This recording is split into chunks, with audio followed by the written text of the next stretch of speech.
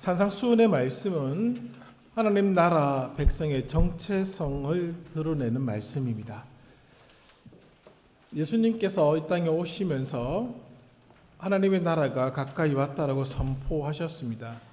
그 나라에 소속된 사람들의 모습이 바로 산상수훈에서 말씀하고 있는 내용이라는 것이죠. 다른 말로 표현하면 하나님 나라 백성다움이라고 말씀드릴 수 있을 것입니다. 하나님 나라에 소속되어 있는 자들은 어떤 식의 생각을 가지고 또 어떻게 살아가고 있느냐라고 할 때에 이런 내용들을 제시할 수 있다라고 하는 것이죠. 8복부터 지금까지 다루고 있는 모든 말씀 또 앞으로 다룰 말씀들은 그런 지향점을 가지고 진행될 것입니다.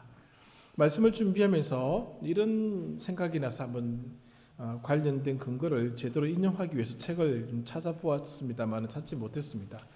어떤 내용인가 하면은 학교에서 이제 한국 교회설을 할 때 배운 내용입니다.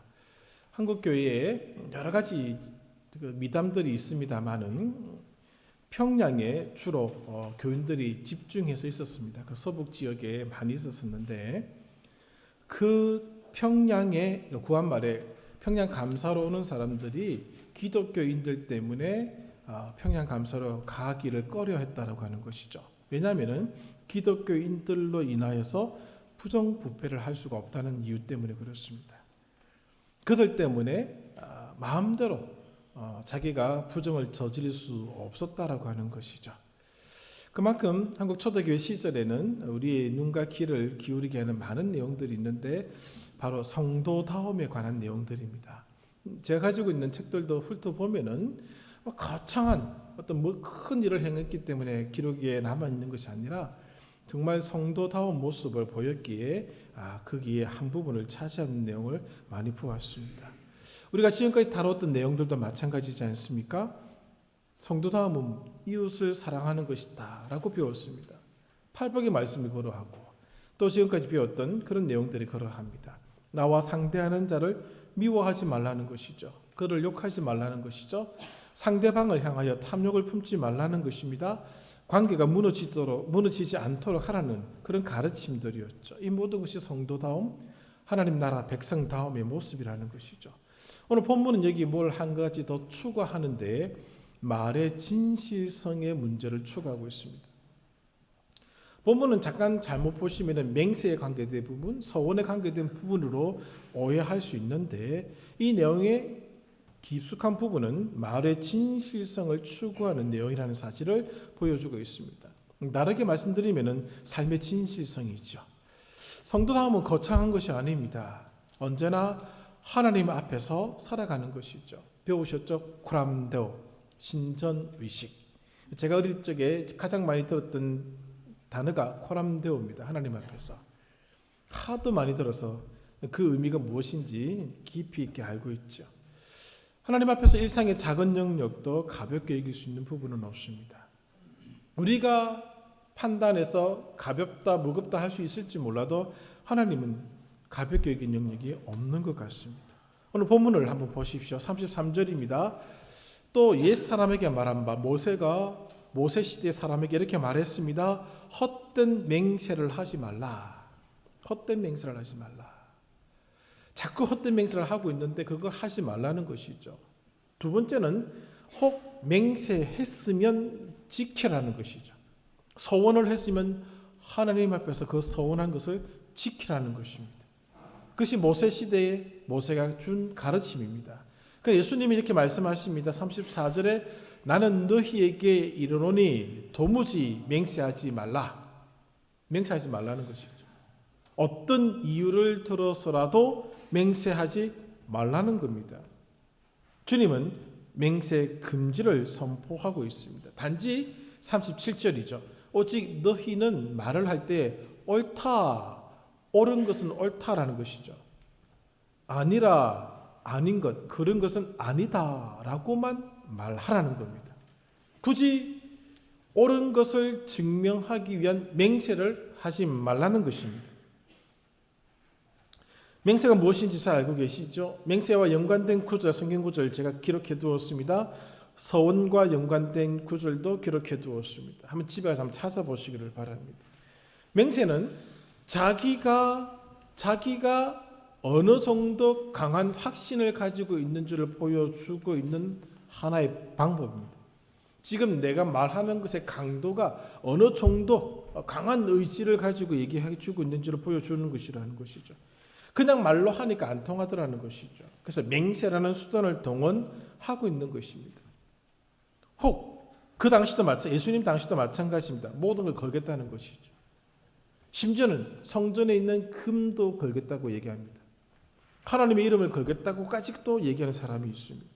자신의 진실을 드러내기 위해서 그렇게 얘기한다는 것이죠. 만약에 자기의 말이 진실이 아니거나 약속을 지키지 못한다면 어떤 천벌도 받겠다라고 그런 식으로 얘기하는 것이 맹세라는 것이죠. 이렇게 함으로써 대화 나누고 있는 상대방을 이기고자 하는 것이죠. 우위를 점하고자 또 그 대화를 종결짓고자 맹세를 가지고 온다는 것입니다. 오늘날 매스컴을 통해서 우리 정치인들이 이런 얘기를 하는 것을 많이 듣게 되죠. 법정에서도 그런 얘기한다는 사실을 우리는 잘 알고 있습니다. 이게 관한 문제는 신명기 6장에 등장합니다. 하나님께서 이스라엘 민족에게 맹세할 때는 여호와의 이름으로 맹세할 것을 명령하셨습니다. 왜 이렇게 명령하셨는가? 그들이 믿는 하나님의 이름으로 맹세를 한다면 정직하게 말할 것이라는 것이죠. 선하게 말할 것이라는 것이죠. 신실하게 그 약속을 지켜나갈 것임을 주님이 바라보고 이렇게 말씀하신 겁니다. 하나님의 이름을 걸고 말하는 것을 함부로 하겠습니까? 그 약속을 지키지 않겠습니까? 하나님의 이름을 걸고서 약속을 했는데 그것을 무시하겠습니까? 그럴 수 없다는 것이죠. 그러므로 하나님 여호와의 이름으로 맹세하라고 명하심으로써 오늘 그 말의 진실성을 확보하라는 것입니다. 이렇게 하나님은 사람들의 신앙과 말을 결부시켜 놓았던 것이죠. 그러나 인간은 어떻습니까? 본능을 따라갔습니다. 자기의 이익을, 자기의 행복을 추구하는 길로 갔다는 것이죠. 유대인이라고 해서 다르지 않습니다. 그들은 하나님의 이름을 더럽혔습니다. 그들이 그 약속을 지키지 않으므로 여호와의 이름으로 맹세하라고 하셨던 그 이름을 더럽혔습니다. 그리고 그 믿음이 조롱거리가 되겠고 여호와의 이름이 조소거리가 되고 말았습니다. 하나님께서는 다시 오늘 우리들에게 말씀하시죠. 믿음과 말을 연결함으로써 믿음으로 말의 신뢰성을 회복하라는 것입니다. 예수님 당시에는 이 맹세를 할 때도 그냥 맹세하는 것이 아닙니다. 척도가 있었습니다. 나누는 것이 있었다라고 하는 것이죠. 오늘 그 사람의 말을 평가하는 척도가 있었는데 마태복음 23장으로 한번 가주십시오. 마태복음 23장입니다. 조금 수고스럽습니다만 눈으로 보고 읽는 것이 훨씬 좋다는 걸 확인했습니다. 마태복음 23장 16절이죠.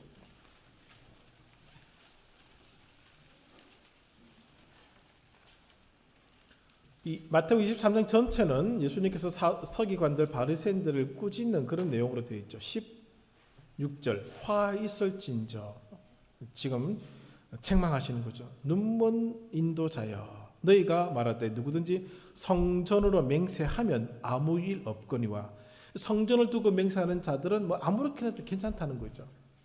성전을 두고 하는 맹세는 그냥 말의 정도를 뭐 네가 그렇게 말했으니까 이 정도 말이구나. 네, 그렇게 취급한다는 겁니다.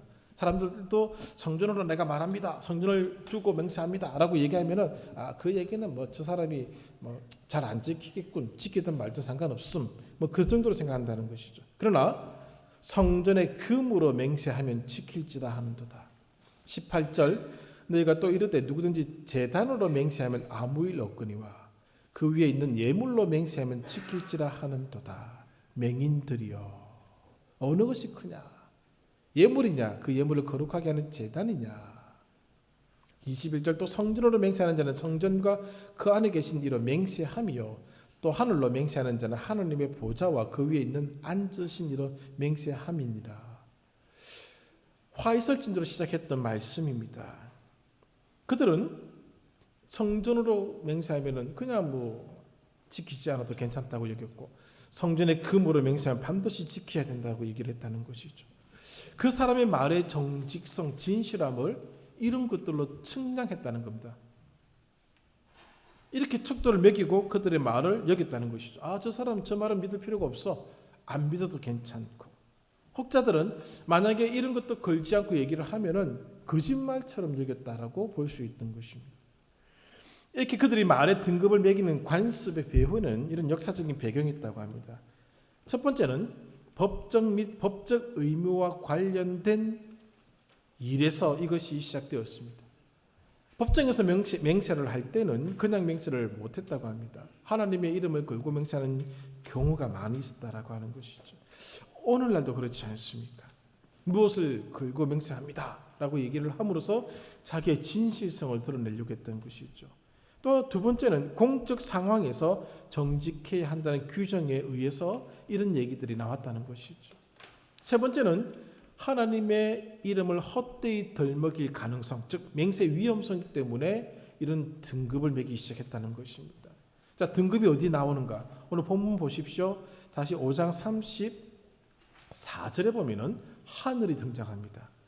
35절에 땅이 있습니다. 그리고 35절에 예루살렘이 나오고 36절에 내 머리가 나옵니다.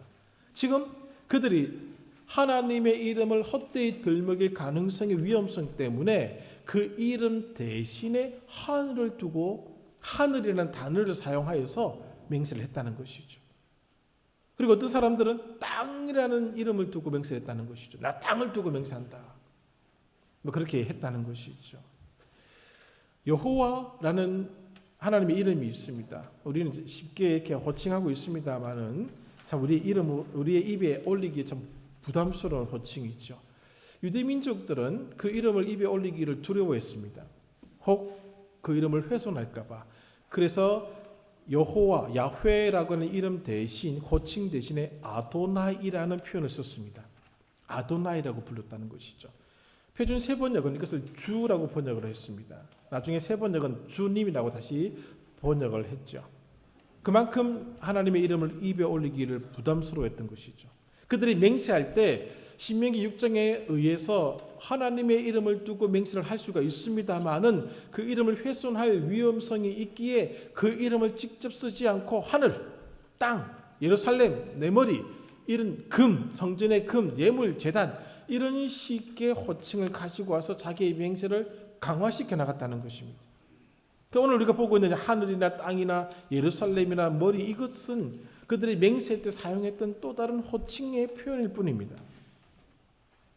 그러나 하늘로 맹세하는 것은 하나님이 하늘의 주인이기에 하나님의 보좌를 두신 곳이기에 다 하나님에 연관되는 것이죠. 땅도 마찬가지 발등상입니다. 자기 머리 거는 것 마찬가지죠. 이 내용 예수님께서 이것을 금하신 이유는 하늘이든 땅이든 예루살렘이든 머리든 다 모든 것이 하나님과 연관된 곳임을 말해주고 있는 것이죠. 하나님은 무소부재의 하나님이십니다. 어디든지 계시다는 것이죠. 하나님의 지배를 벗어난 곳은 단 한 곳도 없습니다. 그러므로 어떤 말을 하든지 간에 맹세한 말에 해명할 책임이 생긴다는 것이죠. 주님께서 지금 이렇게 맹세에 대한 가르침을 주시는 의도가 있습니다. 주님은 맹세하지 말라고 하면서 당시 있었던 맹세에 대한 관행을 지금 반박하고 계십니다. 질타하고 계십니다. 맹세 없이 너의 말의 정직함을 나타내라는 것이죠. 맹세를 하지 아니하더라도 너의 말에 진실함이 있음을 나타내라는 것입니다. 왜 그렇게 해서 너의 말이 진실되다라는 사실을 나타내야 되느냐라고 하는 것이죠. 예함으로 그 예의 무게감이 있게끔 만들라는 것이죠. 아니오면 아니오라는 말에 무게감이 있게끔 하라는 것입니다. 꼭 하늘로 두고 예라고 해야지만 예가 되고 아니오라고 해야지만 아니오가 되느냐, 그게 아니라는 것이죠. 어떤 상황에서도 어떤 환경에서도 어떤 대상 앞에서도 어떤 자리에서도 변함없이 정직해야 된다는 것을 말씀해 주고 있습니다. 하나님 나라 백성들의 말에 무게가 이러해야 된다는 것이죠. 맹세하는 행위 없이도 너의 진실됨, 너의 정직함이 드러나야 된다는 것입니다. 근데 예수님 당시에는 그렇게 하지 못했다라고 하는 것이죠. 예수님께서 이렇게 말씀하시는 이유가 있습니다. 그 근거는 구약적 근거는 이스라엘 백성들, 유대인들은 하나님과 언약을 맺은 백성이기 때문에 그렇습니다. 하나님과 언약 맺은 백성의 위치가 있지 않습니까? 하나님과 언약을 맺었습니다. 동물들과 언약을 맺은 것이 아닙니다. 하나님과 언약을 맺었습니다. 신약의 개념으로서는 하나님 나라의 백성입니다. 오늘날의 개념으로서 우리 예수쟁이들이 아닙니까? 예수 믿는 사람의 말의 가치가 지금 나락으로 떨어졌습니다. 아무도 믿으려고 하지 않습니다. 오늘 우리는 하나님과 관계된 자들이라는 것이죠. 하나님과 관계된 자로서 하나님을 아버지라고 부르는 아버지라고 부르는 자로서 하늘에 계신 우리 아버지여라고 주께서 가르쳐 주신 기도문을 외우는 자의 말의 진실 여부가 맹세로 포장될 때에만 믿을 수 있는 말인가? 그럴 수 없다는 것이죠. 예수 믿는 자들의 말의 가치를 회복시키라는 것을 주님이 지금 여기서 질타하고 있는 것입니다. 너희 말이 한 성전의 금으로 맹세할 때만 보장받는 진실의 여부를 확인받을 수 있는 말인가? 그렇지 않다는 것이죠. 예할 때 예할 수 있는 말이 되어야 된다. 누구든지 예로 받아들일 수 있는 말을 하라는 것이죠. 아니요 했으면 그 사람의 말은 아니다라고 인정받는 아니요가 되게끔 하라는 것입니다. 이 본문은 우리에게 도전하고 있죠. 당신의 말에는 정직과 진실이 있습니까?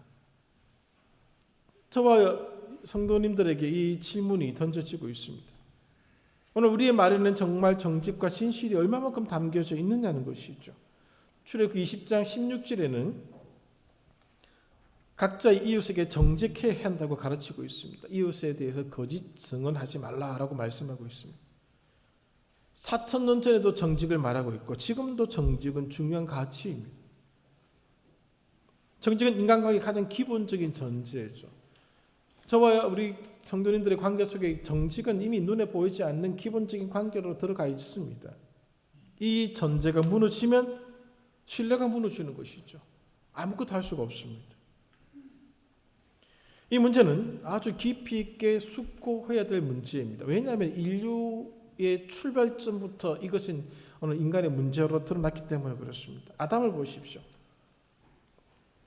아담 이전에 뱀이 하나님의 말씀을 제멋대로 바꾸었습니다. 아담과 하와도 하나님 앞에서 사건의 전말을 정직하게 구하지 않았습니다. 인간의 본능의 모습을 보여주고 있는 것이죠. 아브라함과 사라의 관계 속에서 창세기 12장 10절 이하 자기 아내를 누이라고 속입니다. 아내라고 말할 자리죠. 목숨 때문에 거짓말을 했습니다. 차라리 참말하고 죽었더라면 멋지지 않을까?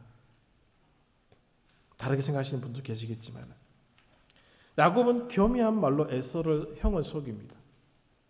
요셉의 형제들은 요셉에 관하여 야곱에게 거짓을 고하죠. 그러니까 하나님께서도 여호와의 이름으로 맹세하라는 것이죠. 하나님의 이름이 걸려 있으면 적어도 거짓말을 안 하지 않겠느냐라고 보셨던 것인데 그렇지 못했습니다. 예수님 당시 유대인의 이 법정 모습을 바라보면은 그들은 진술을 앞두고 진실만을 말할 것을 선서로 맹세했습니다. 그 선서에는 하나님께서 함께하기를 간청하는 내용이 들어가 있었습니다. 그 선서에 따라서 법정 진술은 법적인 책임을 묻게끔 되어 있죠. 오늘날도 마찬가지지 않습니까? 그래서 어떤 사람은 선서를 하지 않는 사람도 있습니다. 거부한 사람도 있죠. 이게 질문이 하나 생기죠. 왜 법정 진술을 앞두고 선서로 맹세하게 하였는가? 그것은 하나님의 이름을 사용해야 할 만큼 말의 진실성이 없던 시대이기 때문에 그렇습니다. 오죽하면 하나님의 이름으로 맹세하라고 시키겠느냐는 것이죠. 예수님이 이 부분을 지금 질타하고 있는 겁니다. 하나님 나라의 백성이 될 사람들인데 하나님과 언약을 맺은 백성임에도 불구하고 너의 말의 진실 여부를 꼭 맹세를 통해서 확인받아야 되겠느냐는 것이죠. 그만큼 법정에서도 거짓이 흔했던 그런 모습을 전제로 말씀하고 있는 것입니다. 어떻게 하면은 너의 말의 진실의 여부를 알 수 있겠느냐는 것이죠. 주님은 너의 말이 옳다 아니라 하라. 여기서 더 이상 벗어나지 말라는 것입니다. 네가 옳다고 얘기했으면 모든 사람이 그것을 옳은 말로 받아들이게끔 삶을 살아가라는 것이죠. 아니라라고 얘기했으면 모든 사람들이 정말 아니구나라고 인정하게끔 살아가라는 것입니다. 어떻게 삶을 만들었기에 그 옳은 말을 믿지 못하겠다라고 얘기하고 아니다라고 얘기하는 말을 믿지 못하겠다고 얘기하는 그런 지경에까지 가 있느냐는 것이죠. 그것을 질타하고 있는 내용입니다. 왜 정직의 세계가 맹세로 검증받아야 하느냐에 대한 질타입니다. 예수님의 가르친 모든 맹세의 전면 금지가 아닙니다. 이 맹세에 대해 조금 더 깊이 다룰 수 있는 시간적 여유가 없어서 뺐습니다만은 모든 맹세를 금지하는 것이 아닙니다. 오늘 이 본문의 핵심은 하나님 나라의 백성이라면 말에서도 진실되어야 된다는 것이죠. 정말로 예수쟁이라면은 적어도 다른 건 몰라도 말에는 진실하다는 얘기를 들어야 한다는 것이죠. 그러므로 이런 맹세의 관습에 동참할 필요가 없다는 겁니다. 사람의 책임에 등급을 매기는 형태에도 동참할 필요가 없다는 것이죠. 그동안 유대 사회는 그렇게 말의 진실 여부를 맹세로 확인했다면 이제부터 하나님의 나라에 속한 너희들은 그렇게 할 필요가 없다는 것이죠. 그렇게 하지 말라는 겁니다. 정직함이 제자들이 하는 말을 지배해야 됩니다. 진실 때문에 오늘 우리의 삶을 지배해야 된다는 것이죠. 오늘 이 땅은 다 거짓의 세상이라고 저는 생각합니다. 지금 주가 문제로 시끄럽지 않습니까? 거짓말을 한 거죠. 속여서 부를 누리려고 하는 그런 시도였지 않습니까? 정직이 훼손되는 일이 없는 세상을 오늘 그리스도인들이 만들어 가야 된다는 것이죠. 왜? 우리는 하나님 나라의 백성이기 때문에 그렇습니다. 이 본문은 또 우리에게 이렇게 묻습니다. 당신의 말은 진실합니까? 여기에 어떻게 대답을 하시겠습니까? 1점부터 100점까지가 있습니다. 오늘 우리 말이 진실함을 몇 점으로 매길 수 있겠습니까? 생각해 보시고 집에 가서 자녀들한테 물어보십시오. 와, 깎일 겁니다. 저는 자신 없습니다. 오늘 우리가 어떤 맹세나 도구 없이도 상대방의 신뢰를 줄 수 있는가? 직장생활 다 해보셨을 것입니다. 지금 직장에서 오늘 우리의 말의 신뢰는 어느 정도로 평가를 받고 있는지를 한번 생각해 보십시오. 우리의 말이 정직을 가늠하는 잣대가 될 수 있겠는가? 오늘 그리스도인이 있는 공동체에서는 거짓이 발을 붙이지 못하게 해야 합니다. 세상은 다 그런 거예요. 세상은 다 그런 겁니다. 아담 때부터 그렇습니다. 그러나 하나님 나라를 살아가는 그 백성은 그럴 수 없습니다. 제가 말씀을 준비하면서 읽었던 이제 한국 교회사를 좀 찾아보았습니다.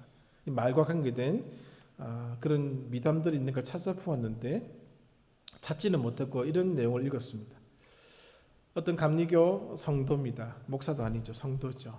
그가 신사참배로 감옥에 들어가게 됩니다. 모진 구타를 당합니다. 또 한편에 어떤 목사가 신사참배의 거부로 감옥에 들어오게 되었습니다. 신사참배만 거부하는 것이 아니라 감옥에서는 국가 의례를 행하게 됐는데 이 감리교 신자는 국가 의례를 거부하게 됩니다. 더 고문이 심하게 되는 것이죠. 그 고문을 당해서 몸이 만신창이게 된 성도를 바라본 목사가 나이 차가 20년 정도 차이 납니다. 목사가 어리고 그 성도가 60대입니다. 신사참배만 거부하시고 국가 의례를 행하시고 고문을 더 이상 당하지 마십시오라고 얘기를 하자 그 감리교 신자가 뭐라고 얘기했는가 하면 내 양심이 허락하지 않습니다. 그때 이 말을 들었던 이 목사는 얼굴이 화끈거렸다고 합니다. 그리고 이 감리교 신자는 모진 고문에 옥살을 하게 됩니다. 아마 그 목사는 평생 그 기전에 떠도는 그 얘기를 잊을 수가 없을 것입니다. 내 양심이 허락하지 않습니다. 내 마음이 진실을 얘기하라고 얘기하고 있습니다. 오늘 나의 신앙이 나에게 정직을 요구하고 있습니다라고 그분은 말을 한 것이죠. 정직해서 손해를 본다면 손해를 보라는 것이 주님의 가르침입니다. 우리의 말은 신앙과 연결되어 있습니다. 그러기에 우리의 말은 그렇게 가벼운 것이 아닙니다. 오늘 우리 신앙을 무엇으로 증명하겠습니까? 오늘 본문은 말로 증명할 수 있다고 얘기해주고 있는 것이죠. 오늘 너의 신앙의 측도는 말의 신뢰성이 있다는 것이죠.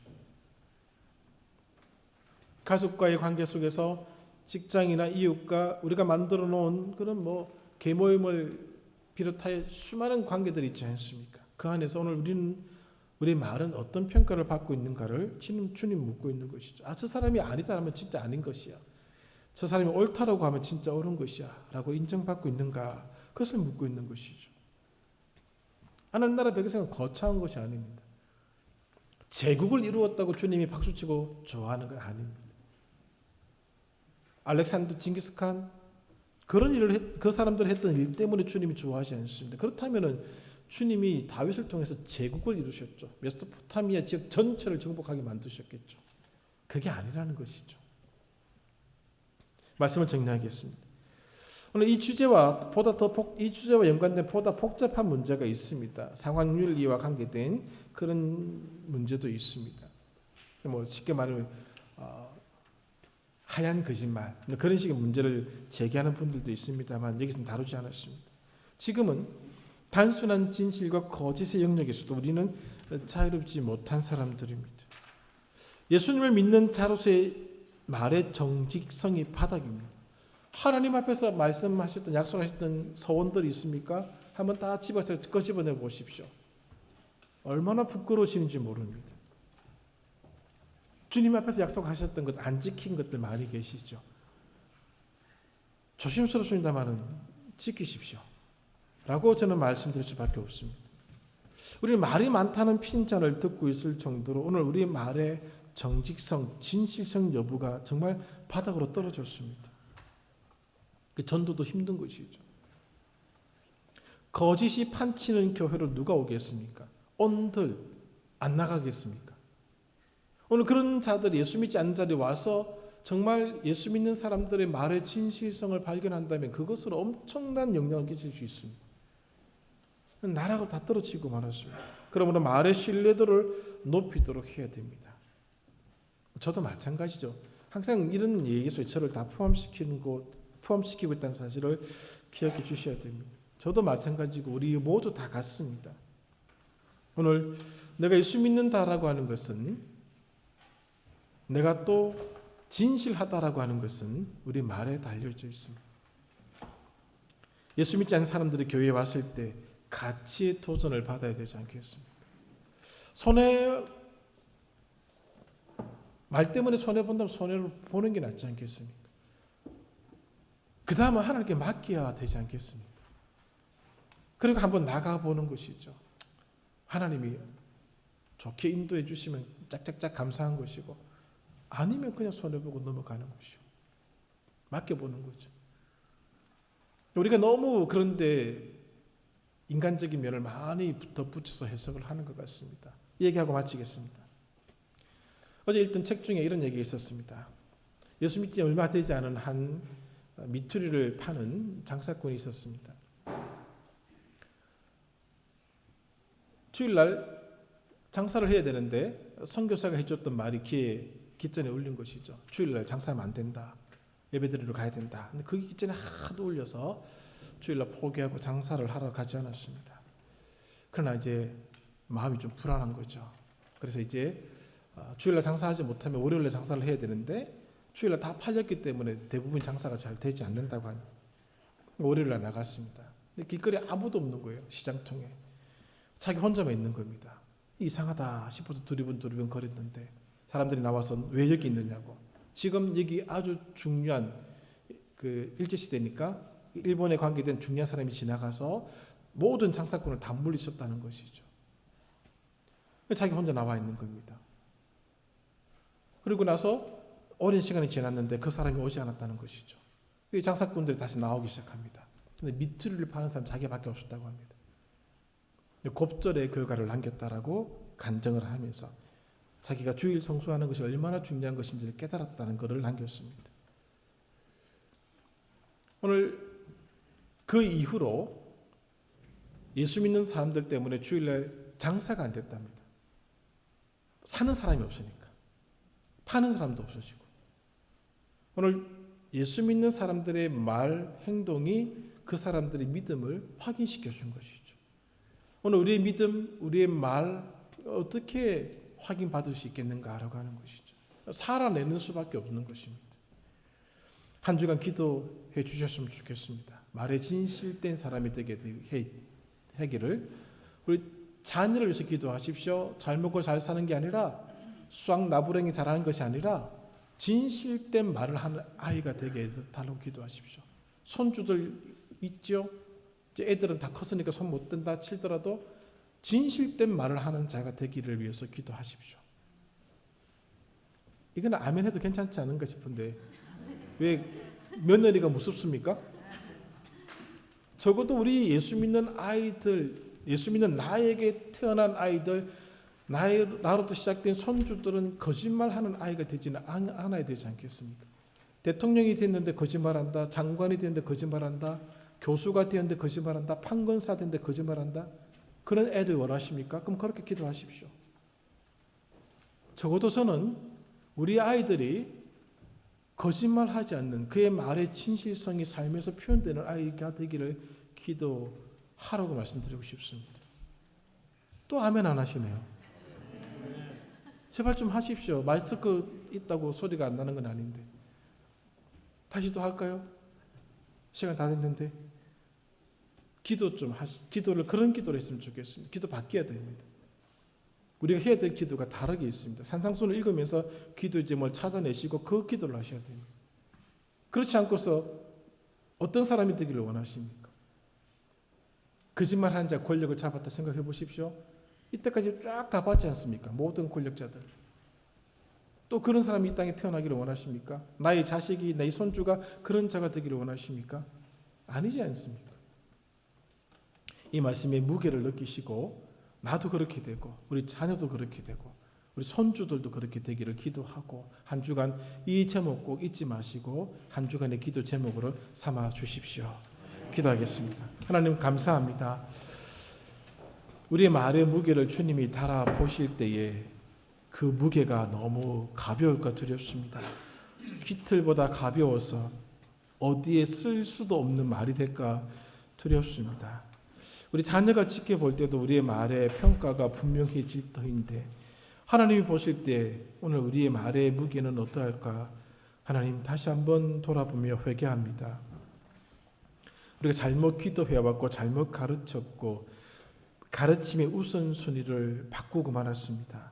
하나님 저희들 이제 제자리를 찾게 하여 주셔서 하나님과 관계된 백성으로서 하나님 나라를 살아가는 백성으로서 이제 바른 기도하게 하시고 바른 선택하게 하시고 우리의 말의 진실의 여부가 맹세 없이도 확인받을 수 있는 그런 무게감을 가지도록 인도하여 주시옵소서. 예수님의 이름으로 기도합니다. 아멘. 일어나셔서 55장 찬양 드리겠습니다.